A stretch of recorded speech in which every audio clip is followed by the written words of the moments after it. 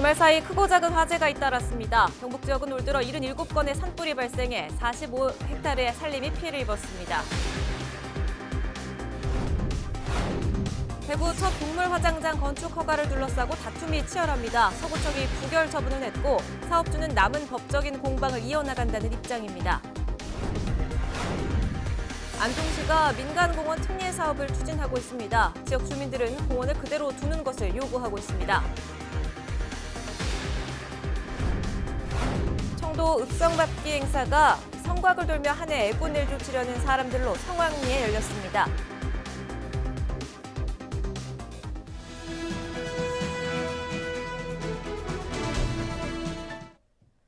시청자 여러분 안녕하십니까? 헬로티비 대구 경북 뉴스입니다.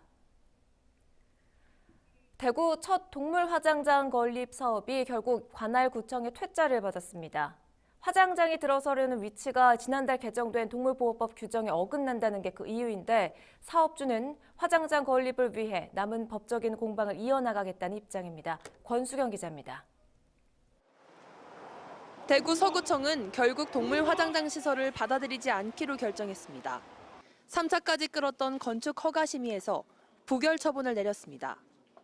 위원회는 화장장까지 진입 도로 폭이 4m 이상 필요하다는 지침에 대한 보완 자료가 부족했다고 밝혔습니다. 지침에 보면은 도로를 4m 이상 도로폭을 확보해야 된다 그런 게 있지 않습니까? 위원들이 심의를 할 수 있는 서류가 제대로 안 들어왔다는 그런 이야기입니다. 또 화장장 부지와 인근 개성고등학교는 직선거리로 190m 정도 되는데 이는 지난달 개정된 동물보호법에 어긋난다는 겁니다. 동물 장묘시설은 학교와 20호 이상의 인가 밀집 지역, 공중시설 장소로부터 300m 이하엔 설치할 수 없도록 규정하고 있습니다. 사업자 A씨는 지난해 12월 서구청에 이른바 시간 끌기 행위에 손해배상을 요구하는 소송을 냈습니다. 허가가 떨어지지 않은 지난 2년간 손해가 3억 원, 하루 순이익은 300만 원이라고 주장합니다. 이에 법원은 2심에서 원고 일부 승소 판결을 내고 서구청이 보상할 필요가 있다고 판단했습니다. 사업자 A씨는 이번 위원회 결정에 불복하는 행정소송을 제기한다는 입장입니다. 대구 첫 동물 화장장 건축 허가를 둘러싼 다툼이 치열한 법적 공방으로 이어지고 있습니다. 헬로티비 뉴스 권수경입니다. 내년 7월 도시공원 일몰제가 시행되면 이 공원 부지의 개발이 가능하게 됩니다. 안동시는 20개 공원 중 3개 공원을 우선 민간공원 특례 사업으로 개발할 계획인데요. 환경단체와 지역 주민들은 전체를 공원으로 유지하라며 이 사업에 반대하고 있습니다. 김신혜 기자가 취재했습니다. 아파트 옆으로 야트막한 산을 오르는 길이 있고 길을 따라 오르면 도시숲 사이로 오솔길이 보입니다. 주민들의 산책로이자 쉼터입니다. 이 공원에 약 23%의 아파트가 들어설 계획입니다. 민간공원 특례 사업이 확정됐기 때문입니다. 여기서 우리 운동도 하고 친구들도 만나고 너무 재밌고 좋은데 없어진다 하니까 너무 슬퍼요. 산에 나무 한 그루가요. 40가구에 이산화탄소를 빨아들이는데 내년에 일몰되는 안동시의 공원은 옥송 상록공원을 포함해 모두 20곳입니다.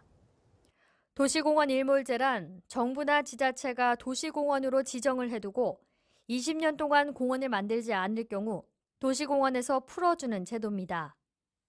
사유지가 포함돼 있어 개인의 재산권을 침해한다는 1999년 헌법재판소 판결에 따른 겁니다.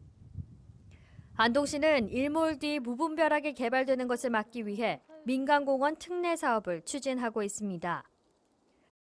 민간공원 특례 사업은 민간 건설사가 지자체를 대신해 공원 사유지를 사서 70%는 지자체에 무상으로 주고 대신 나머지 30% 부지는 건설사가 아파트를 짓는 등 개발할 수 있도록 하는 사업입니다. 현재 확정된 곳과 추진 중인 공원은 옥송 상록공원과 옥형공원, 낙동공원 3곳입니다. 2020년 7월 1일 장기밀집행 도시시설 실효 시 예상되는 사유지 난개발을 방지하고 전액 민간자본 유치를 통해 도시공원을 조속히 조성할 수 있어 우리 시 예산 절감에 큰 도움이 됩니다. 안동시는 3곳을 다 매입해 공원을 조성하려면 850억 정도의 예산이 필요하기 때문에 현실적으로 전체 매입은 불가능하다는 입장입니다. 하지만 사업을 반대하는 목소리도 나오고 있습니다.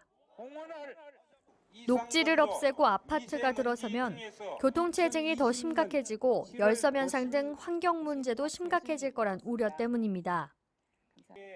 안동환경운동연합, 안동시 아파트 입주자 대표연합회 등 10개 단체는 도심공원 지키기 범시민연대를 구성하고 지난 4일 성명서도 발표했습니다. 안동시에 거듭 당부한다. 지방채를 발령해서라도 우선 세 곳의 공원지역을 매입하고 이후 공원 개발은 시민이 참여하는 시민 참여형 공원으로 개발을 할 것을 촉구한다. 도심공원 전체를 보존하라는 시민단체와 막대한 예산이 들어가기 때문에 민간공원 특례 사업이 최선이라는 안동시의 입장은 좀처럼 좁히기 힘들어 보입니다. 헬로티비 뉴스 김신혜입니다. 여름철 새인 쇠제비 갈매기가 5, 6년 전부터 안동호를 찾아들기 시작했는데요. 올해는 안동호의 수위가 높아져서 이들의 서식지가 물속에 잠겼습니다. 쇠제비 갈매기의 도래 시기를 앞두고 안동시가 대책 마련에 나섰습니다. 이하영 기자가 보도합니다. 낙동강 하구에 살던 쇠제비 갈매기가 안동호에 털을 잡은 건 지난 2013년. 해마다 4월이면 안동호의 작은 모래섬을 찾아 알을 낳고 새끼를 길렀습니다. 하지만 올해는 이들의 안식처가 사라졌습니다. 안동호의 수위가 크게 상승했기 때문입니다. 적어도 143m까지는 수위가 떨어져야 나타나는 쇠제비 갈매기의 서식지.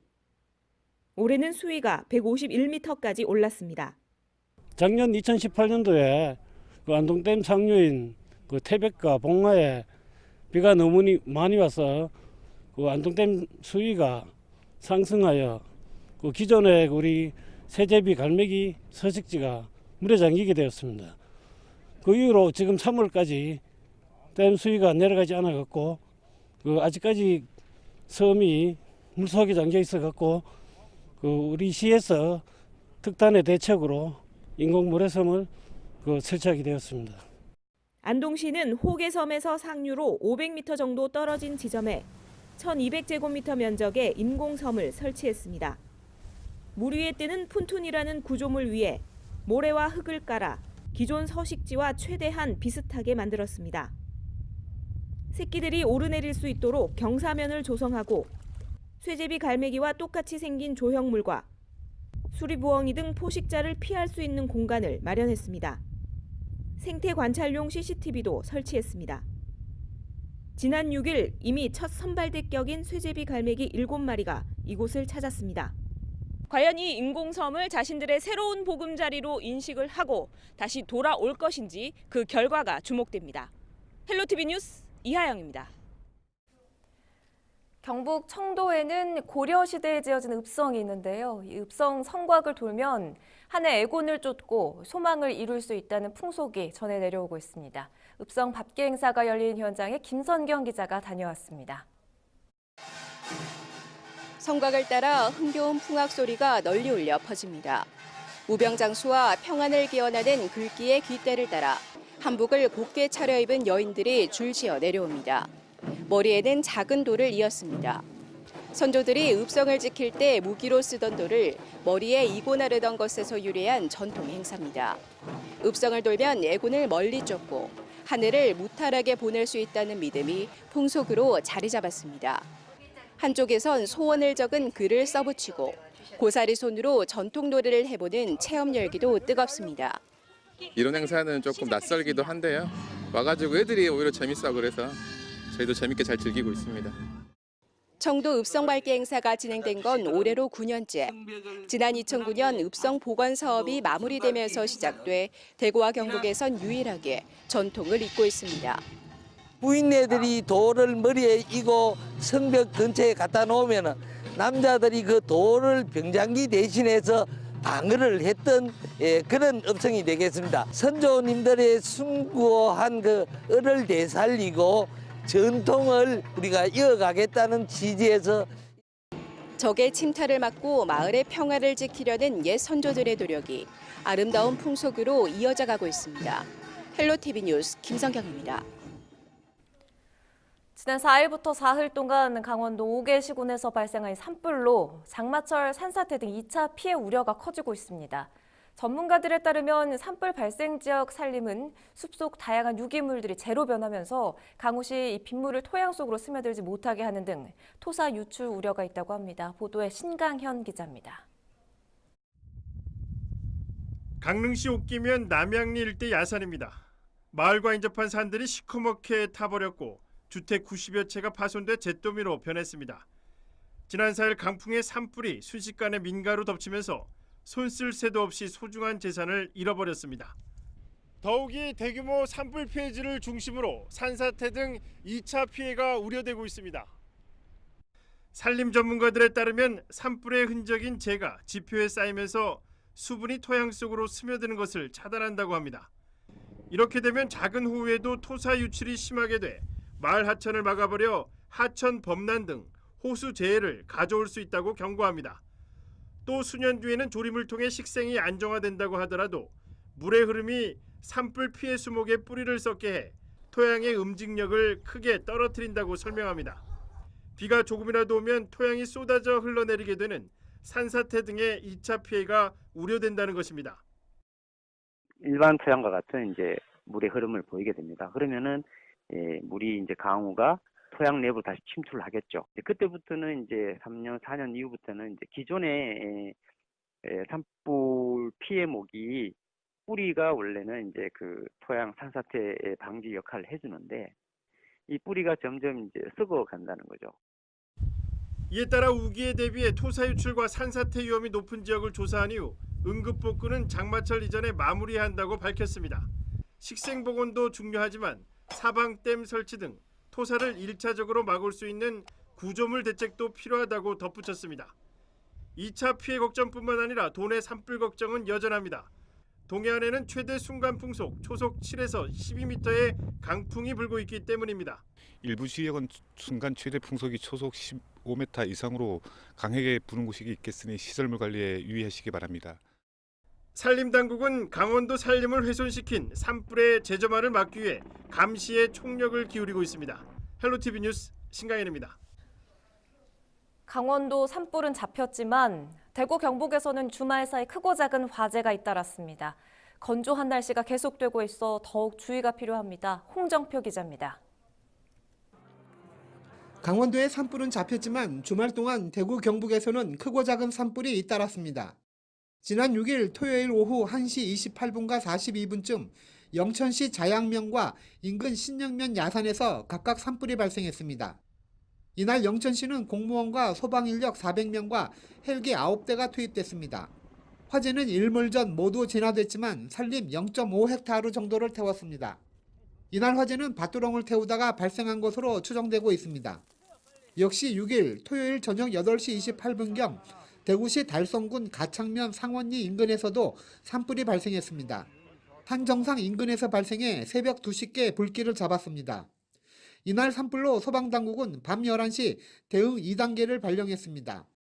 인력 1,400명, 소방차 등 66대가 투입돼 밤새 방화선을 폈고 아침 해가 뜨자 헬기 7대를 동원해 진화했습니다. 2헥타르의 산림이 불에 탔습니다. 다음 날 7일 일요일 오후 4시 33분쯤에는 경북 예천군 유천면 야산에서 불이 나 1헥타르를 태웠습니다. 헬기 6대, 소방차 등 12대가 동원되고 100여 명이 동원돼 진화에 나서 저녁 7시 30분에 완진됐습니다. 이날 화재는 성묘객의 담뱃불로 발화됐습니다. 경북 지역에서는 지난 주말 이틀 동안 모두 8건의 산불이 발생했고 올 들어 경북에서 발생한 산불은 모두 77건, 축구장 63개 면적인 45.12헥타르가 불에 탔습니다.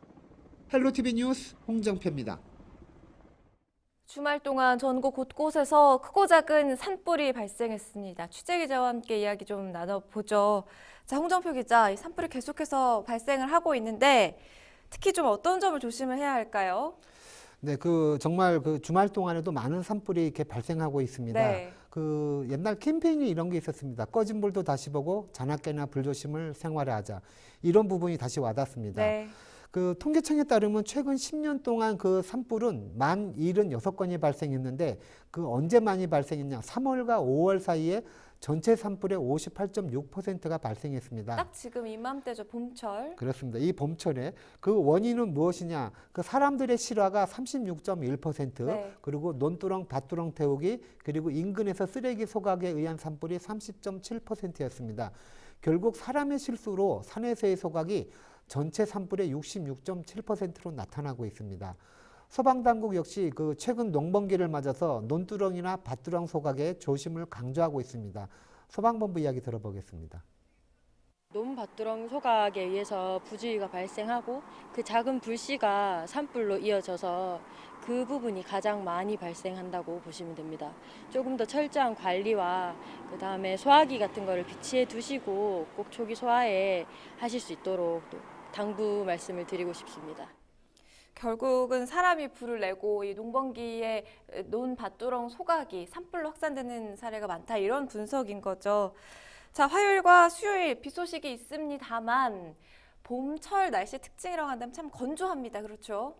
예, 그래서 그 안동 지역 기상청을 확인해 봤습니다. 안동 지역 기상 자료에 따르면 올해 1월 1일부터 4월 7일까지 강수량은 불과 12mm로 지난 1983년에 안동의 관축 이후 역대 두 번째로 이 최저치의 강수량을 기록하고 있답니다. 네. 또한 올 들어서 그 평균 습도가 35% 이하가 이틀 연속되면 건조주의보가 발령됩니다. 네. 올 들어서 모두 31일에 건조주의보가 발령됐는데 3일에 한 번꼴로 건조주의보가 발령되고 있습니다. 네. 한마디로 온 대지가 지금 바짝 말라 있습니다. 그 기상청 관계자 이야기 들어보겠습니다. 영향을 많이 미치겠고요. 그리고 바람이 굉장히 중요합니다. 지난주 같은 경우도 우리나라 남해상에 고기압이 있었고 중국 북동지방 지방에 이제 저기압이 자리 잡으면서 이 남북간 고저기압 사이에 큰 기압차로 인해 바람이 강하게 불었습니다. 그 기상청에 따르면 당분간 비 소식도 없습니다. 아직 당분간은 건조하고 바람이 많은 시기가 좀 더 길어질 듯합니다. 그 비단 산불뿐만 아니라 일상생활에서도 이 불조심을 갖다 생활화하지 않으면 큰 피해가 올 것 같습니다. 네, 화요일과 수요일에는 우리 지역에도 비가 조금 내린다는 예보가 있는데 뭐 이런 해갈하기에는 좀 부족하다, 뭐 이런 표현이신 것 같아요. 자, 홍정표 기자와 함께했습니다. 고맙습니다.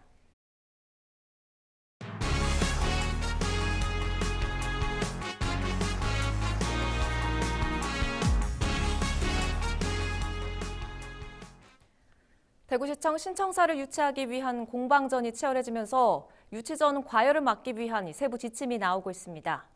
지난 5일 꾸려진 대구시 신청사 건립추진 공론화위원회는 8일 이와 관련한 구체적인 방안을 공개하고 과열 유치 행위를 방지하겠다고 밝혔습니다. 특히 삭발식을 진행하거나 전단지, 현수막 등을 이용해 유치 경쟁을 할 경우 오는 15일부터 감점 조치하기로 했다고 설명했습니다. 공론화위원회는 행정부 시장 등 대구시 관계자 5명을 포함해 건축, 조경 분야 등 전문가 14명으로 구성됐습니다. 대구 간송미술관 건립과 관련해 대구시가 특정 재단에 특혜를 몰아줬다는 의혹이 제기되고 있습니다. 대구 경제정의실천 시민연합은 8일 성명을 내고 대구시와 해당 재단이 지난 2016년에 맺은 계약 내용에 문제가 있다고 지적했습니다. 계약서에는 미술관을 시와 재단이 협의한 곳에 짓고 운영을 재단에 위탁하면서 운영 정상화를 위한 비용을 대구시가 지원하겠다는 내용이 포함되어 있습니다. 시민단체는 시가 미술관 건립을 다시 검토하지 않으면 시민집단 행동에 나서겠다고 덧붙였습니다. 간송미술관은 대구미술관 옆 부지의 지하 1층, 지상 3층 규모로 오는 2021년 준공을 앞두고 있습니다. 경상북도교육청이 초등학교 3학년에서 고등학교 1학년까지 실시되던 기초학력 진단 검사 대상을 초등학교 1, 2학년까지 확대합니다. 기초학력 진단 검사는 학생들의 선수학습 능력과 기초학력 부진 영역을 조기에 파악해 학기 초 선수학습 결손을 신속하게 보정, 지도할 기회를 제공하기 위해 실시하는 검사입니다. 경상북도교육청은 지난해까지 초등학교 3학년 이상에서 실시해오던 진단 검사를 초등학교 1, 2학년으로 확대해 올 6월 중 실시하고 저학년 시기부터 국어, 수학 기초학력 다지기에 나설 예정입니다. 대구와 경북을 포함한 전국에 일본 뇌염주의보가 내려졌습니다. 질병관리본부는 제주에서 올해 첫 일본 뇌염 매개모기인 작은 빨간집 모기가 발견됐다고 밝혔습니다. 일본 뇌염 바이러스를 가진 이 매개모기에 물리면 대부분 열이 나는 등 가벼운 증상을 보이지만 일부는 사망에 이르는 급성 뇌염으로 진행될 수 있어 주의가 필요합니다. 지난해 발생한 국내 일본 뇌염 환자는 모두 17명으로 이 가운데 1명이 숨졌습니다. 안동대가 과학기술정보통신부가 선정하는 2019년 소프트웨어 중심대학에 선정돼 앞으로 6년 동안 최대 110억 원의 국비를 지원받습니다. 안동대는 올해 디지털 전통문화, 스마트팜 등 6개 분야의 융합 전공을 신설하는 등 소프트웨어 인재 양성에 주력해왔습니다. 한편 지난 2015년부터 지난해까지 선정된 소프트웨어 중심대학은 모두 30곳이며 마지막 모집은 올해는 27개 대학이 신청해 안동대, 대구가톨릭대, 연세대 원주캠퍼스, 이화여대, 충북대 등 5개 대학이 최종 선정됐습니다.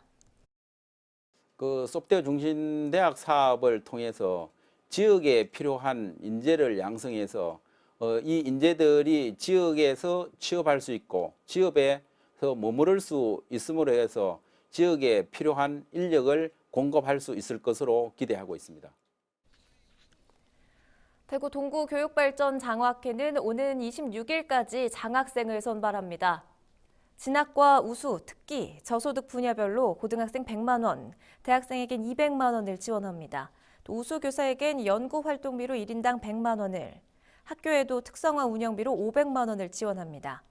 대구 동구에 출생지를 두거나 파리 기준 2년 이상 동구에 거주한 주민은 누구나 신청할 수 있습니다. 신청 방법은 재단 홈페이지에서 신청서를 출력해 증빙 자료와 같이 장학회 우편이나 직접 제출하면 됩니다. 안동시가 도심지 도로의 상습 교통 체증 해소에 나섰습니다. 출퇴근 시간 극심한 차량 정체가 발생하는 안동 MBC에서 성창아파트 구간 중 성창아파트 방향 400여 미터를 한 차선 더 늘려 2차선으로 확장하기로 했습니다. 시는 현재 국방부와 협의 중에 있다며 협의가 완료되면 공사에 힘을 쏟아 올해 상반기에 개통할 계획이라고 밝혔습니다. 경북 지역 택시 요금이 줄지어 오르고 있습니다. 인상된 택시 기본 요금은 중형 택시 기준 현행 2,800원에서 500원 더 오른 3,300원으로 할증은 기존보다 더 붙지 않습니다. 예천군과 청송군은 지난 1일부터 인상을 시작했고 문경시는 오는 13일, 경산과 영주는 각각 13일과 14일부터 택시 요금이 오릅니다. 경북에서 택시 요금이 인상된 건 지난 2013년 4월 이후 6년 만입니다. 안동시가 이달 26일까지 공중화장실을 일제 점검합니다. 시는 공중화장실 내부와 외부의 청결 상태, 화장지, 비누 등의 편의용품 비치 상태, 시설물 파손 여부 등 이용자 불편 사항을 점검합니다. 특히 탈취제와 소독 등의 위생 상태를 중점적으로 점검해 관광객과 시민의 불편을 최소화할 계획입니다.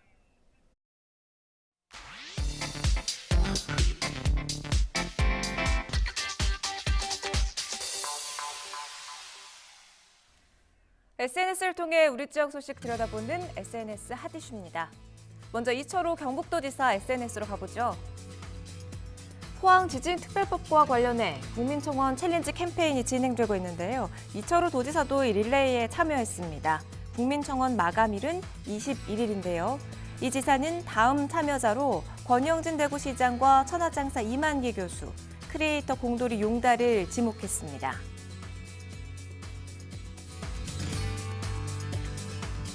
권영진 대구시장 SNS로 넘어가 보시죠. 강원도 산불과 관련해 대구시에서도 가용 소방 차량 3분의 1을 강원도로 급파해 화재 진압과 인명 구조에 힘을 보탰습니다. 건조 경보에 강한 바람이 계속 이어지고 있는데요. 산불 발생하지 않도록 모두가 각별히 주의하시기 바랍니다. 이번에는 최기문 연천시장의 SNS 함께 보시죠. 영천에서도 산불이 3건이나 동시에 발생해서 공무원들이 총동원됐습니다. 최기문 시장은 독일 출장지에서 도착하자마자 산불 진압 현장을 찾았는데요. 7일에는 꽃샘추위에 저온 피해를 입은 과수 농가를 방문했습니다. 피해 농가에 복구비와 과수 영양제 등을 지원하겠다고 밝혔습니다. 끝으로 준하경 경주시장의 SNS 살펴보겠습니다. 벚꽃 축제 소식이 올라와 있습니다. 첨성대 야외 무대에서 열린 엔딩 공연을 끝으로 경주 벚꽃 축제가 성황리에 마무리됐습니다. 한꺼번에 너무 많은 상충객들이 몰려서 교통 혼잡과 주차는 등 많은 불편함이 있었지만 침체된 경주 관광이 다시 활력을 찾은 것 같아 기쁘다며 손님들을 잘 맞아준 시민들께 감사의 인사를 전했습니다. 지금까지 우리 지역 SNS 하드쇼였습니다. 우리 지역의 이슈 콕 짚어봅니다. 헬로 이슈 토크. 지역의 이슈를 콕 짚어봅니다. 헬로 이슈 토크 시작합니다. 대한축구협회가 지난해 11월 33만 제곱미터 이상 1,500억 규모의 축구 종합센터 이전 계획을 공모했습니다. 전국 24개 지자체에서 부지와 공사비 지원 등 다양한 지원 조건을 내걸고 치열한 유치 경쟁을 펼치고 있는데요. 그 결과 현재의 상황은 경기도 김포와 용인, 여주, 그리고 충남 천안을 비롯해서 전북 장수와 경북 예천, 상주, 경주 이렇게 2차 발표 심사를 통과한 지자체 8곳에 이름을 올렸습니다. 헬로 이슈토크 오늘은 우리 지역에서 축구 종합센터 유치를 위해 열심히 활동하고 계신 김학동 예천 군수와 함께 축구 종합센터 유치를 위한 앞으로의 계획에 대해서 들어보겠습니다. 군수님 안녕하십니까? 네, 안녕하세요. 반갑습니다. 자, 먼저 우리 지역민 여러분들께 인사의 한 말씀 해주시지요. 예, 국민 여러분 반갑습니다. 축구 종합센터 반드시 유치해야 되겠죠. 국민 여러분들 모두 성원해 주시고 예천군 행정이 앞장서서 최선을 다할 것을 약속드립니다. 네, 먼저 우리 시청자들 이해를 돕기 위해서 이 축구 종합센터란 어떤 곳인지에 대한 소개를 좀 해주시죠, 군수님. 예, 시청자 여러분 모두 축구 좋아하시죠? 축구 종합센터는 대한축구협회가 운영하는 국가대표 선수들을 위한 전용 훈련 시설입니다. 네. 현재는 경기도 파주시에 있는데요. 대한축구협회가 그 규모를 더 키우고 기능 면에서 더 향상된 새로운 축구종합센터를 만들기 위해 그 후보지를 지금 찾고 있습니다. 새로 구성하는 축구종합센터의 건립 예산은 1,500억 원 규모이고 부지 크기는 33만 제곱미터, 즉 10만 평입니다. 이곳에는 소형 스타디움이 들어오고 축구장 12개면, 풋살구장, 체육관, 수영장 등의 체육시설과 300명 이상을 수용할 수 있는 숙소, 컨벤션 센터, 강의실 등의 편의시설을 갖추게 될 겁니다. 네, 지금은 이 예천군을 비롯한 8개 지자체가 남아 있는데 전국적으로는 24개 지자체가 경쟁에 참여를 했었죠? 네, 맞습니다. 그만큼 유치 경쟁이 치열하다는 얘기인데요. 전국의 24개 지자체들이 참여한 가운데 1차 서류 심사를 거쳐서 12개 도시가 탈락했고요. 네. 그리고 2차 PPT 심사를 거쳐서 현재 8개 지자체가 남아 있고 3차 관문인 현장 실사가 곧 있을 예정입니다. 4월 말에 이 현장 실사가 있을 예정이라고 저도 알고 있습니다. 최종적으로는 이제 한 곳이 선정이 되게 될 텐데 이렇게 경쟁률이 높은 만큼 축구 종합센터가 우리 지역에 들어오게 되면 기대 효과가 굉장히 많을 것 같습니다. 지역 경제 활성화를 비롯해서 여러 기대 효과가 있을 것 같은데 그 부분에 대해서도 좀 한 말씀 해주시죠. 예, 축구종합센터를 유치하게 되면 건설 투자에 따른 3,100억 원의 생산 유발 효과가 있고요. 2,735명의 취업 유발 효과가 있는 것으로 분석하고 있습니다. 또 향후 10년간 고용 창출 효과는 4만 2천여 명에 달하고 4조 원이 넘는 경제적 파급 효과가 발생할 것으로 예상하고 있습니다. 네. 이러한 측면에서 우리 예천군은 축구종합센터를 꼭 유치하고 싶습니다. 현재 10만여 명의 자족도시를 만들겠다는 계획으로 경북 도청 신도시가 조성되었지만 더 이상의 인구 유입 요인이 부족한 실정이고 그리고 신도시로 인구가 빠져나간 예천군의 원도심은 경기가 침체되어서 매우 어려운 실정입니다. 우리 예천군이 축구 종합센터를 유치하게 되면 그 주변에 추가로 6개 면의 축구장을 더 만들어서 전국적인 생활체육 축구대회를 상시적으로 개최하겠습니다. 그래서 국가대표 선수들뿐만 아니라 축구 꿈나무 어린이들 그리고 수많은 축구 동호인들이 전국에서 예천으로 오실 수 있도록 만들 계획입니다.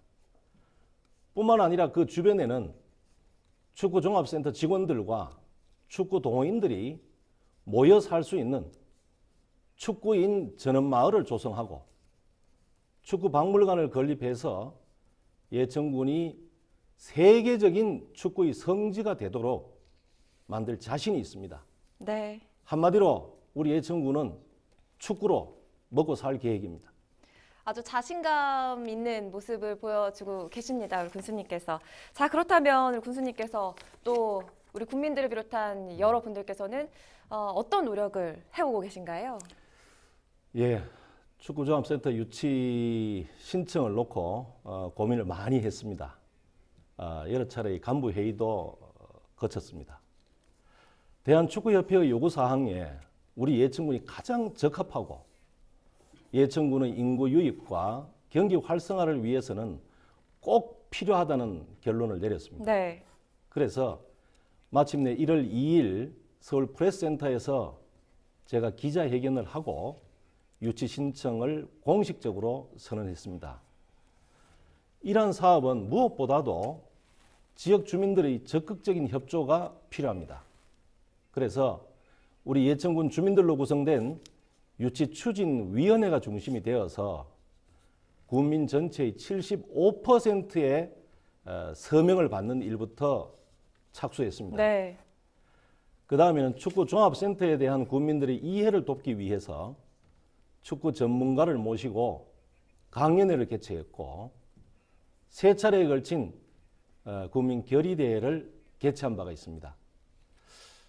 그리고 또한 다가오는 4월 21일은 서울에서 4월 28일은 부산에서 예천 출향인들께서 축구종합센터 유치를 위한 다짐대회를 개최하겠다고 하는 말씀을 들었습니다.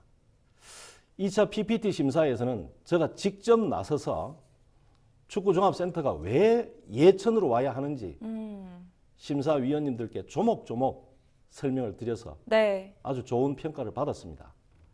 3차 현장 실사에도 준비를 철저히 해서 우리 예천군이 반드시 축구종합센터를 유치하도록 하겠습니다. 네, 지금 말씀해주신 그 일정들이 굉장히 빡빡합니다, 군수님. 4월 21일은 서울에서 또 4월 28일은 부산에서 예천 출향민들께서 다짐대회까지 준비를 하고 계신다고 하는데 지금 8개 지자체들이 남아있는 상황입니다. 이 가운데 한 곳을 선정하게 될 텐데 현재 분위기가 어떤지 좀 궁금하거든요. 군수님이 굉장히 자신 있는 모습을 보여주고 계신데 좀 추가적으로 말씀해 주시지요. 예, 물론 자신 있습니다. 허장성세가 아닙니다. 다른 어떤 지자체보다도 가장 합리적이고 타당한 제안을 했고 우리 예천군의 욕심이 아니라 대한민국 축구의 진정한 미래의 발전을 위한 계획을 제시했습니다. 제2축구종합센터를 축구의 성지로 만들고 대한민국 축구가 세계 최강이 되도록 하는 일을 우리 예천군이 해낼 자신이 있습니다.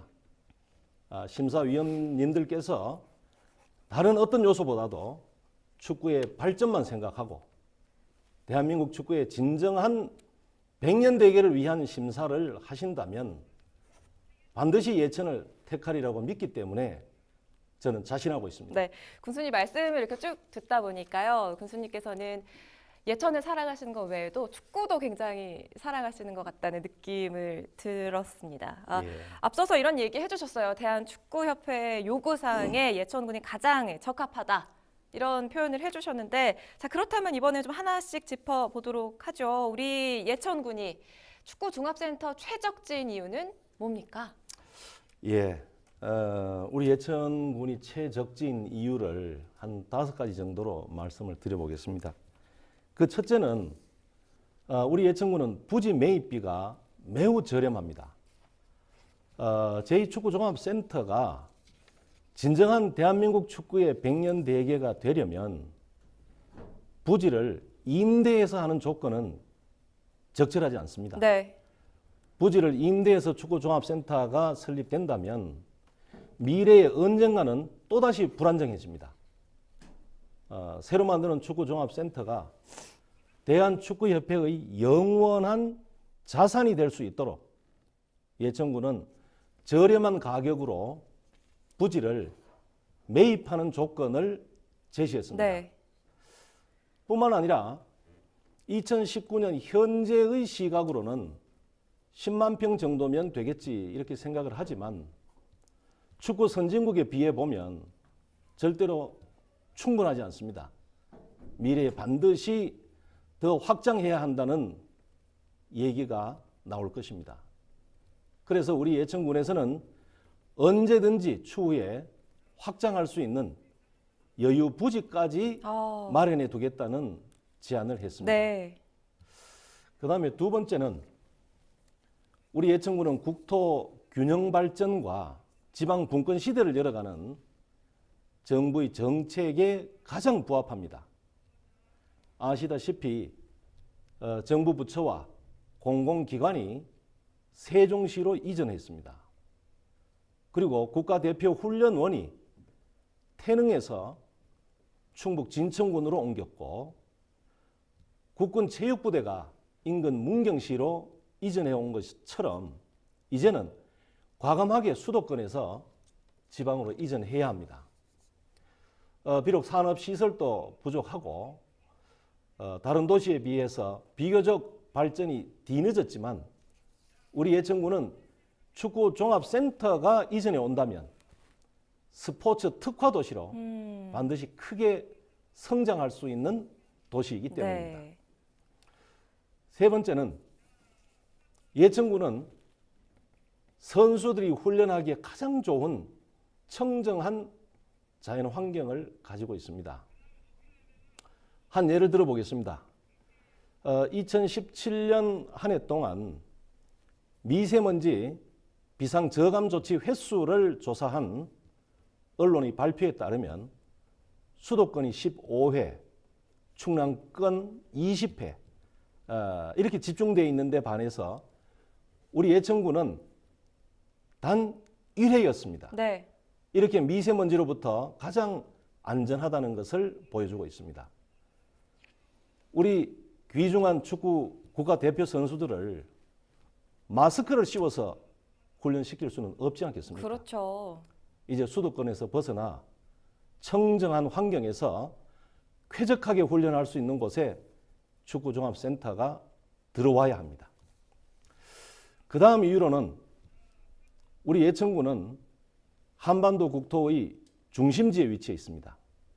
그리고 내륙 고속도로와 중앙고속도로에 인접해 있고 지금 전철화 공사 중인 중앙선 철로와 2021년 말 준공 예정인 내륙 고속철도에 가까워서 사통 8달의 교통망을 확보하게 됩니다. 네. 그래서 축구 대표 선수들뿐만 아니라 축구 꿈나무 어린이들 그리고 축구를 좋아하는 축구 동호인들이 전국 어디에서나 2시간대 진입이 가능합니다. 대한민국에서 축구의 저변 확대를 위한 더 없이 좋은 예천군의 장점이라고 생각합니다. 네. 마지막으로 우리 예천군은 경북도청을 이전하는데 유치 경쟁에서 성공한 바가 있습니다. 그리고 도청 신도시 1단계 사업을 무사히 완료해냈습니다. 지자체 의회의 승인과 주민들의 적극적인 협조를 끌어내야 하는 축구종합센터 이전 사업은 지자체의 이런 유치 경험과 단체장의 의지가 절대적으로 필요한데 네네. 우리 예천군은 이런 모든 것이 완벽하게 준비되어 있습니다. 네, 이 축구종합센터 유치를 앞두고 있는 예천군, 오늘은 김학동 예천군수 모시고 축구종합센터 유치에 대해서 이야기를 좀 나눠보고 있습니다. 자, 이제 경쟁을 앞두고 있습니다. 8개 지자체가 남아있는 상황인데요. 다른 지자체에 비해서 굉장히 많은 장점을 우리 예천군이 가지고 있죠. 뭐 지리적인 장점, 그리고 자연환경적인 장점에 대해서 조목조목 이야기를 해주셨어요. 이제 앞으로 남아있는 절차, 또 예천군의 계획도 함께 소개를 좀 해주시지요. 예. 우리 예천군이 유치에 성공한다면 축구종합센터는 우리 예천군의 모든 것입니다. 예천군은 대한축구협회와 축구종합센터가 가장 사랑받고 존중받을 수 있는 도시입니다. 축구종합센터를 유치한다면 예천군은 기존에 있는 도움 실내 육상 훈련장 그리고 예천 진호국제 양궁장과 함께 스포츠로 인구를 유입하고 경기를 활성화시키는 스포츠 특화도시로 성장할 것입니다. 지금은 이제 남아있는 3차 현장 실사를 위한 준비에 몰입하고 있습니다. 대한축구협회의 상황과 요구를 정확하게 파악하고 준비한 우리 예천군의 맞춤형 제안의 진정성을 제대로 피력하겠습니다. 네, 힘을 실어 말씀해 주신 우리 군수님의 열정이 느껴지고요. 또 우리 국민 여러분들의 열망까지 더해져서 분명히 좋은 결과가 있으리라 그렇게 생각을 해봅니다. 자, 이제 마무리할 시간이 가까워 왔는데 지역민 여러분들께 한 말씀 해주시지요. 예.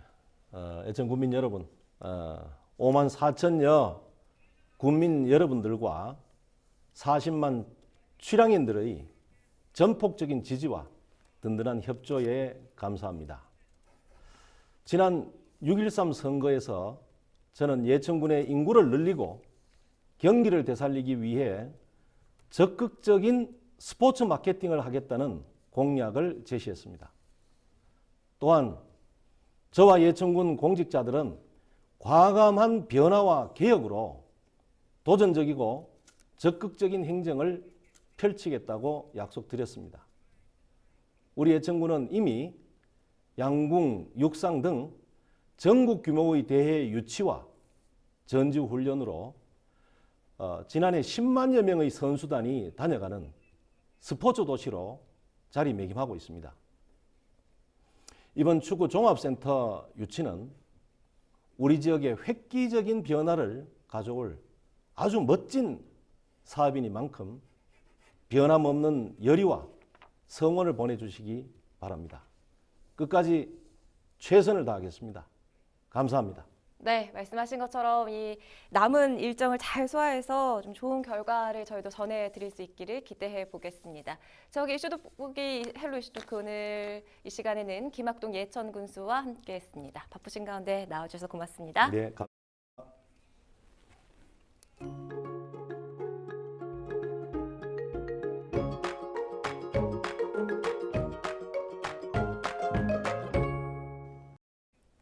맑고 포근한 날씨가 이어지고 있습니다.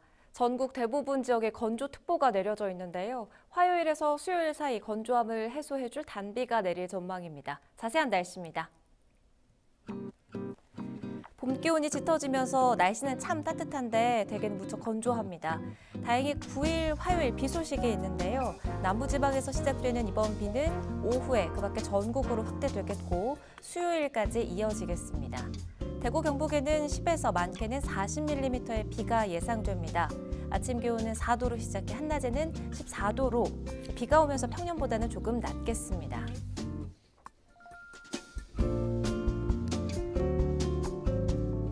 맑고 건조한 날씨가 이어지고 있는데요. 화요일에서 수요일 오전 사이에 건조함을 달래줄 비가 전국에 내립니다.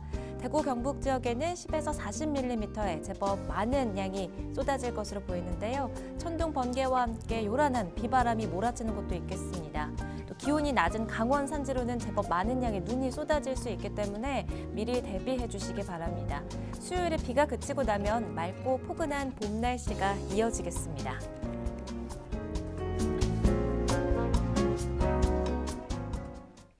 헬로 헬로TV 대구 경북 뉴스를 모두 마칩니다. 저희는 언제나 여러분 곁에 있겠습니다. 시청해주신 여러분 고맙습니다.